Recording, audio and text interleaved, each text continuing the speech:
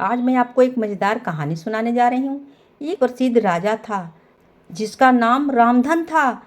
अपने नाम के जैसा ही वे प्रजा को सेवा करते थे और यही वे अपना धर्म मानते थे और प्रजा उनको राजा राम की तरह पूजती थी। राजा रामधन सभी की निष्काम भाव से सहायता करते थे, फिर चाहे वो उन्हें राज की प्रजा हो या अन्य किसी राज की।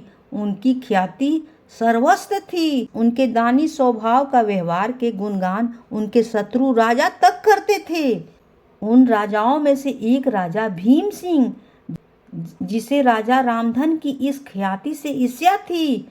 उसने ईर्ष्या के कारण राजा रामधन को हराने की एक नीति बनाई और कुछ समय बाद रामधन के राज पर हमला कर दिया। भीम सिंह ने छल से युद्ध जीत लिया और रामधन को जंगल में जाना पड़ा। इतना होने पर रामधन की लोकप्रियता में कोई कमी नहीं थी। हर जगह उन्हीं की बातें चलती थी, जिसमें भीम सिंह को चैन नहीं था। उसने राजा रामधन को मृत्यु दंड देने का फैसला किया।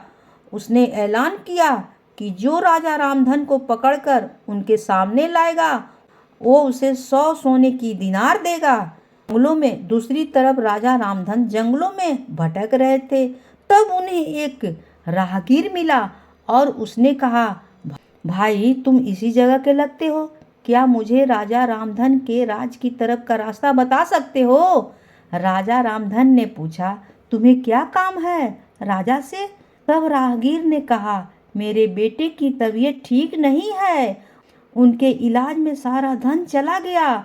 सुना जाता है कि राजा रामधन सभी की मदद करते हैं।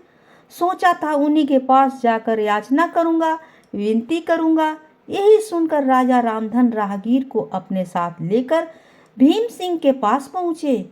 उन्हें देखकर राज दरबार में सभी अचंभित थे।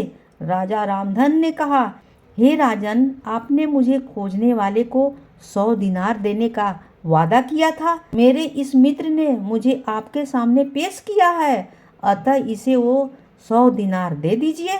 यह सुनकर राजा भीम सिंह को एहसास हुआ कि राजा रामधन सच में कितना महान और दानी है और उसने अपनी गलती को स्वीकार किया। साथ ही राजा रामधन को उनका राज लौटा दिया और सदा के लिए उनके दिखावे रास्ते पर चलने का फैसला किया। इस कहानी से हमें यह सीख मिलती है कि मनुष्य को अपने कर्मों का ख्याल करना चाहिए। कहानी होती है समाप्त।